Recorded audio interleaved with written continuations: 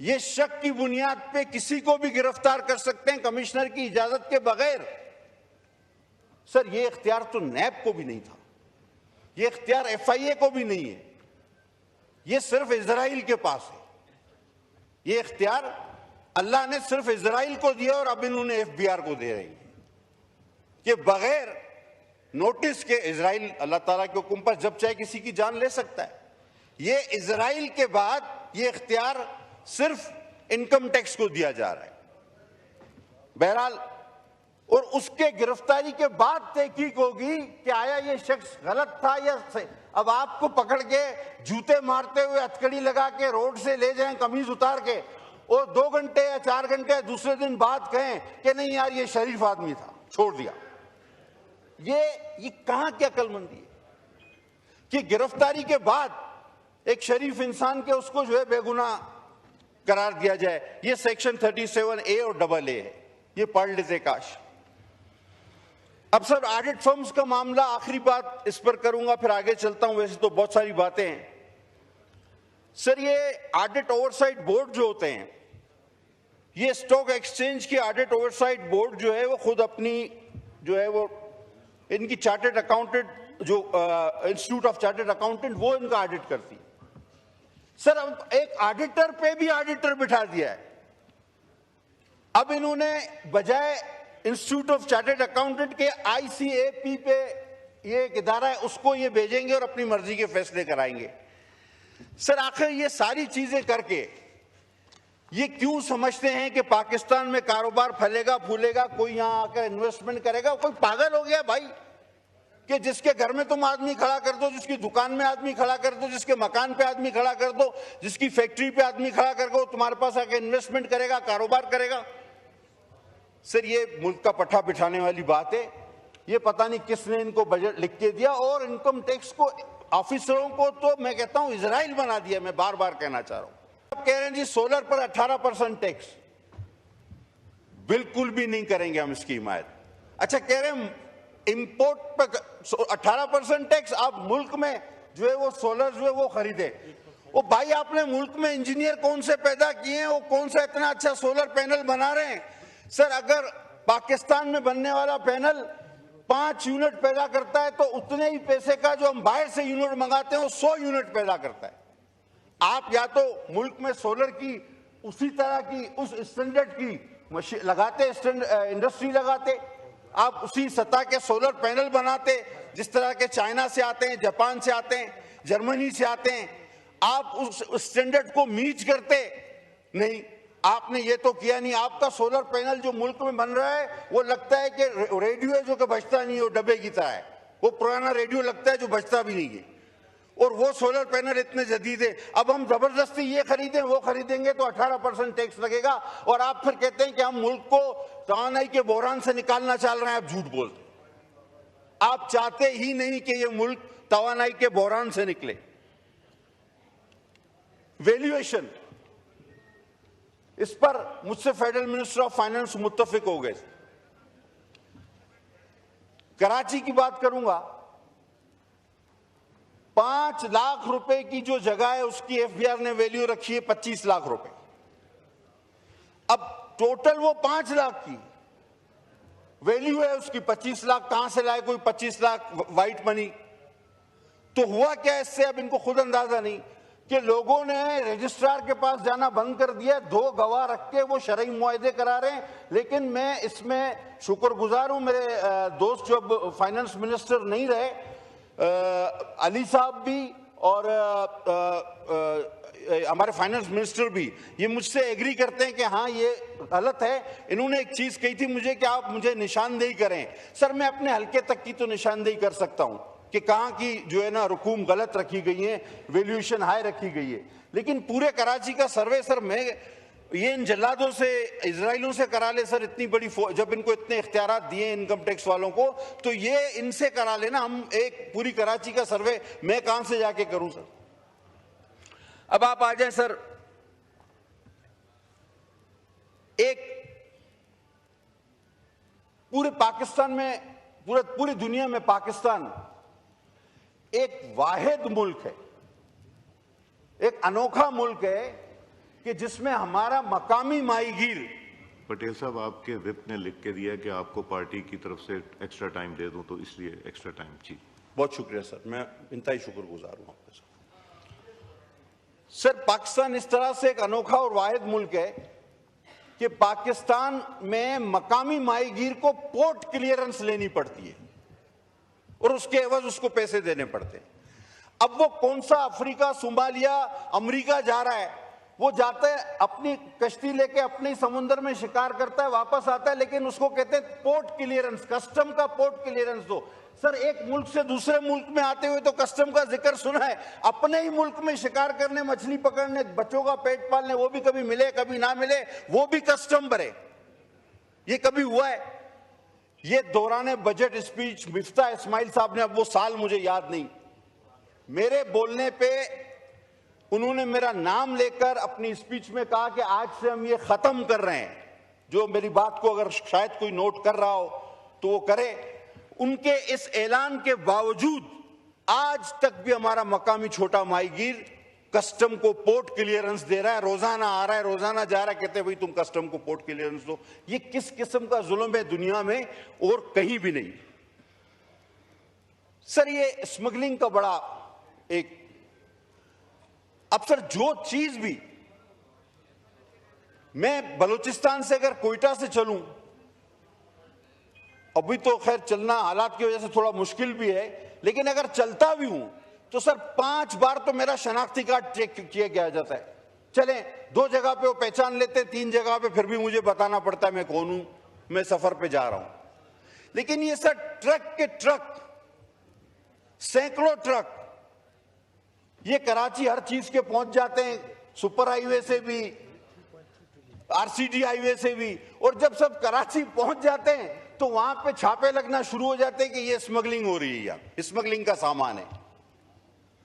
ये 2 दिन 3 दिन की मुसाफिर तय करके, जहां पे सारे महकमे, police, custom, coast guard, rangers, दुनिया का हर महकमा वो कराची तक पहुंच जाता है, और कराची में जब दाखिल हो जाता है उसके बाद वो स्मगलिंग का सामान हो जाता है। रास्ते में वो स्मगलिंग का सामान नहीं है। ये मामला आखिर मेरी समझ से तो बाहर है। कोई भी चीज कराची में तो नहीं बन रही, वहां पैदा नहीं हो रही, और आपको पता है आ कहां से रही है। चले पोर्ट से अगर हो रही हो तो अलग बात है, लेकिन बजरिया सड़क कोई केपी से आ रही है, तो कोई अफगानिस्तान से आ रही है, तो कोई ईरान से आ रही है, उस वक्त वो कस्टम चोर नहीं है, वो जुर्म नहीं है। हाँ, कराची की हुदूद में जब वो दाखिल हो गई तो वो चीज जुर्म बन जाती। सर, ये भी मेरे लिए बड़ी हैरत की बात है, वो इदारे पता नहीं इन सड़कों पर क्या कर रहे हैं।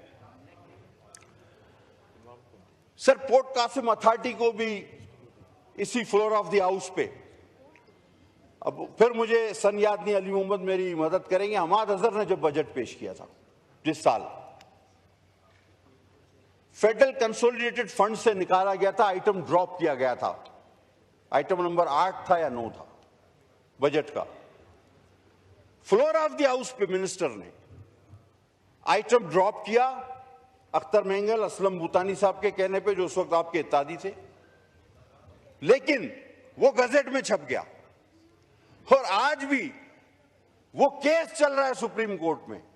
यानी हम अपना यहां पे जो वादा करते हैं, एक मैंने मिफ्ता इस्माइल का बताया, एक हमाद अजहर साहब का बताया, और जो हम वादा करते हैं वो गजट हो जाता है, और उसके बाद वो केस चल रहा है। वो कह रहे हैं कि जनाब फाइनेंस मिनिस्टर ने तो इसको ड्रॉप कर दिया था, वो कहते हैं नहीं जी गजट में छप गया है। अरे भाई, गजट में गलत छप गया, जब फाइनेंस मिनिस्टर ने अपने ताजियों के कहने पे उसको ड्रॉप कर दिया तो वो गजट में गलती से छपा है। और हमारे असेंबली का अमला भी माशाल्लाह बहुत ही काबिल है कि वो ड्रॉप किया उसने कि जी हम ये वापस लेते, लेनो जूं का तू जाने दो। वो आज तक केस चल रहा है। खुदा के वास्ते इसको भी किसी फैसले की तरफ ले जाए। मैं सर आज नहीं चाहूंगा कि माहौल जरा भी तल्ख हो, क्योंकि हम वैसे ही आलमी तल्खी का शिकार हैं। सो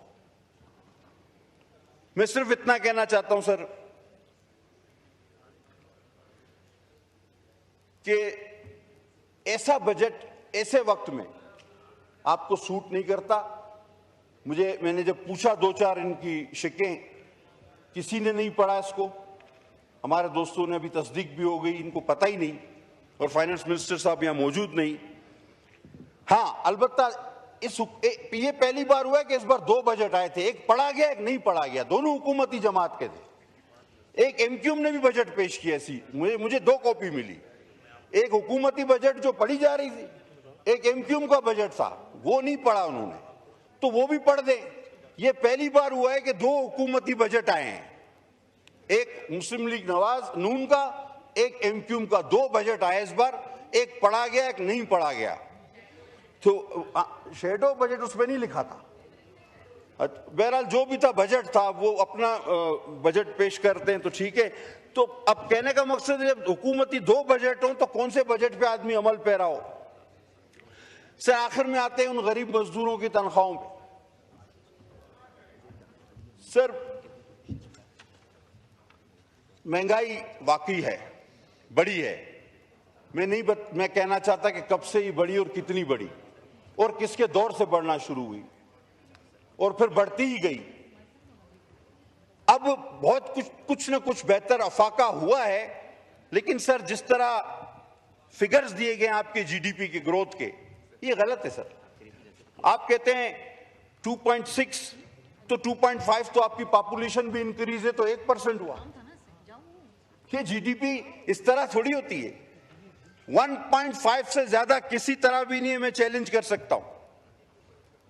किसी आपका कोई भी सेक्टर, एग्रीकल्चर हो, इंडस्ट्री हो, क्या आपने इसमें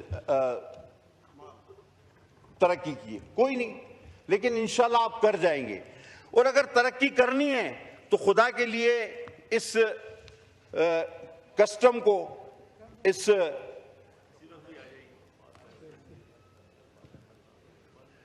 एफबीआर को आप लगाम दें। ये गिरफ्तारी, ये आपके कारोबार की जगह, आपके घर, आपके मकान, आपकी दुकान में इनकी तैनाती को रोकें। ये बगैर सबूत के, बगैर नोटिस के अकाउंट मंजमद करना और किसी को भी शक की बुनियाद पर गिरफ्तार करना, ये सारा इस बजट का हिस्सा है, इस बिल का हिस्सा है। तो ये आप लोगों को भगाना चाहते हैं इस मुल्क से, जो कि पहले ही भाग रहे हैं, या आप चाहते हैं कि कोई ना कोई जिस रास्ते पे हम चल निकले उस पे चल पड़े। सर, कौम में खुशी की एक लहर थी, है, अल्हम्दुलिल्लाह। जैसा कि हमने इसी जगह पे खड़े होकर कहा था कि हमारी कौम में, हमारी अफवाज में वो जज्बा है कि हम दुश्मन को मुंह तोड़ जवाब दे सकते हैं, और अल्हम्दुलिल्लाह सुम्मा अल्हम्दुलिल्लाह हमने दिया। आज हमारा दुश्मन 100 बार सोचेगा हम पर हमला करने से पहले। लेकिन सर, कौम की इस खुशी को, कौम के इस यकजहती को, ये आपका मुल्क दुश्मन बजट पारा पारा कर देगा, जिसमें हर शख्स गिरफ्तार हो सकता है, हर शख्स को जो है शक की बुनियाद पे आप बंद कर सकते हैं, हर आदमी कारोबार नहीं कर सकता। अच्छा, मुझे एक बात सर, आज ये मिनिस्टर साहब बताएं, अगर नॉन फाइलर बैंक अकाउंट नहीं खोल सकता, तो वो अगर कोई नया नौजवान आए, वो कहता है मैं कारोबार करना चाहता हूं, उसको कोई उधार देता है, तो अब वो पहले बैंक अकाउंट ही नहीं खुलेगा, वो कोई चीज खरीद नहीं सकता, तो वो मुझे बताएं वो दुकान कैसे खरीदेगा, वो कैसे शुरू करेगा अपना कारोबार। इसका क्या तरीकेकार है कि कोई नया आदमी अगर अपना बिजनेस शुरू करना चाहे, तो पहले तो आप कहते हैं कि अच्छा तो नॉन फाइलर नहीं होता, अभी तक तो बेरोजगार था, अब वो फाइलर बनने जा रहा है तो वो बैंक अकाउंट नहीं खोल सकता, वो कोई चीज खरीद नहीं सकता। ये क्या अक्लमंदी है? ये कौन सी, मतलब किसने बनाया है ये बजट? और नया आदमी तो अब कोई काम शुरू ही नहीं कर सकता, यानी नौकरियां आप देंगे नहीं, कोई शख्स कारोबार शुरू नहीं कर सकता, शुरू करेगा तो उसको गिरफ्तार कर लिया जाएगा, अगर उसने कारोबार शुरू भी कर लिया तो उसके सर पे कोई आके खड़ा हो जाएगा कि देखो ये कमा रहा है या नहीं कमा रहा, और अगर वो आपकी तवक्को जो 130% है उसके मुताबिक नहीं कमा रहा तो इसको अंदर करो और इसके अकाउंट जब्त कर लो। खुदा के वास्ते ये किसी दुनिया में किसी और मुल्क में है? और उसको सुनवाई का कोई हक भी नहीं। ये किसी और दुनिया में ऐसा मुल्क में ये एफबीआर के कानून हैं? सर सीधा सीधा मैं आपसे कह देता हूं कि सर ये नहीं होगा, ये नहीं चलेगा इस तरह, ना हम मंजूर करेंगे, ना मैं समझता हूं कोई भी समझदार आदमी जो इस बजट को पढ़ सकता है, जो इसको समझ सकता है, वो कभी भी इसके हक में वोट नहीं देगा, कभी भी हक में वोट नहीं देगा। Thank you. बस सर वो फारूक भाई ने, मैं हमेशा एक शेर पढ़ता हूं, फारूक भाई ने उस शेर को गलत पढ़ दिया था इस बार। हाँ, हमारे बाबू भाई जो है फारूक भाई, और वो शायर भी कतील शफाई है सर। सर बहुत खूबसूरत शेर है वो, मैं हमेशा हर बजट स्पीच में पढ़ता हूं, आप रिकॉर्ड उठा के देख ले। और ये मैंने 2008 में इसलिए पढ़ा था कि मेरी अजीम कायद शहीद मोहतरमा बेनजीर भुट्टो साहबा शहीद हो गई, तो मैंने उनके लिए ये पढ़ा था कि वो मुझे दुख हुआ कि उनको दोबारा गलत क्यों पढ़ा गया। 2008 में, 2007 में उनकी शहादत हुई, तो 8 में हमने बजट पेश किया और नवीद कमर ने टपकते हुए आंसुओं के साथ वो बजट पेश किया था। और हमारी ये फीलिंग थी, और ये शेर उस फीलिंग की गमाजी करता है कि हिसाब उम्र का इतना सा गोशवारा है, तुझे निकाल के देखा तो सब खसारा है। बड़ी मेहरबानी सर।